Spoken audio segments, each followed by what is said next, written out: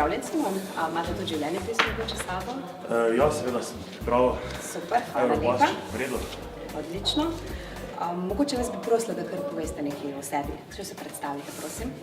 Ja, jaz sem trenutno še študent, v bistvu absolvent na medijskih komunikacijah. Sem diplomiral torej pred 3 leti, zdaj pa sem kot absolvent pripravljal magistrsko nalogo, ki bo kratkem končana. Potem nekako se osredotočam na iskanje službe. Ok, odlično. Vas bi prosila, da poveste, opišete nekaj svojih delovnih izkušenj, kaj ste že do zdaj delali.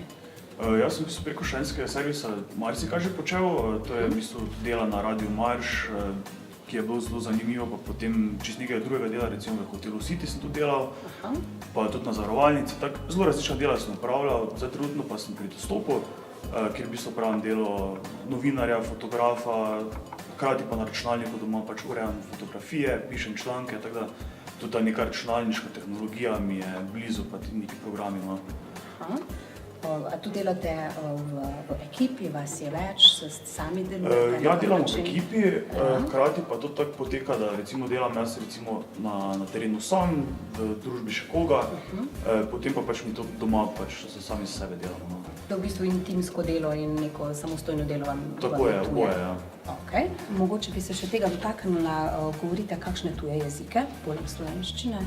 Ja, seveda, angleščina mi sploh ni tuja, od branja do pisanja, sporazumevanja, to mi je kar blizu, no, mislim, zelo blizu, če lahko povem. Potem pa še srbščina, hrvaščina, sta mi tudi blizu jezika, ki jo govorim, mogoče malo manj pišem, berem pa tudi, pa nemščina, v bistvu te neke osnove sporazumevanja. Kakšna bi bila vaša sanjska zaposlitev? Kje si točno predstavljate v bistvu sebe? Prav pri podjetju še ne vem, nimam še sanjskega podjetja, bi pa bilo delo v bistvu v nekem timu, kjer šteje kreativnost, pa tudi neko trdo delo. Mislim, ni moja sanjska služba to, da je pač imel visoko plačo, pa da ne nič delal, ampak da pač si zaslužim to, kar naredim, pa da je hkrati delo zanimivo, da se razvijaš na samem delovnem mestu, pa tako, da je neki tim v bistvu, pač, ki žene en drugega naprej. Kar se tiče kompetenc, ste omenili, ja, da znate organizirati stvari, da ste delali v timih. Kakšne zadeve ste, na primer, zorganizirali? Če lahko en primer, recimo. Kot organizacijsko sem bil v večjih službah tak, da sem pač mogel organizirati svoje delo, pač v sklopu nečesa drugega.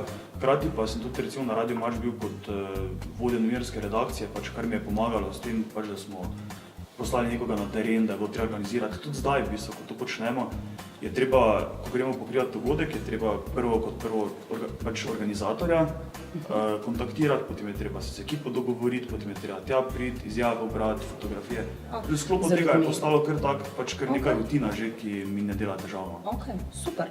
Kar se mene tiče, je to vse, kar me je zanimalo, pa najbolje, da za prvo rundo razgovora zaključiva, pa se slišiva za naprej. Hvala, lep dan vam želim. Tudi vam. Hvala za vaš čas. Adijo.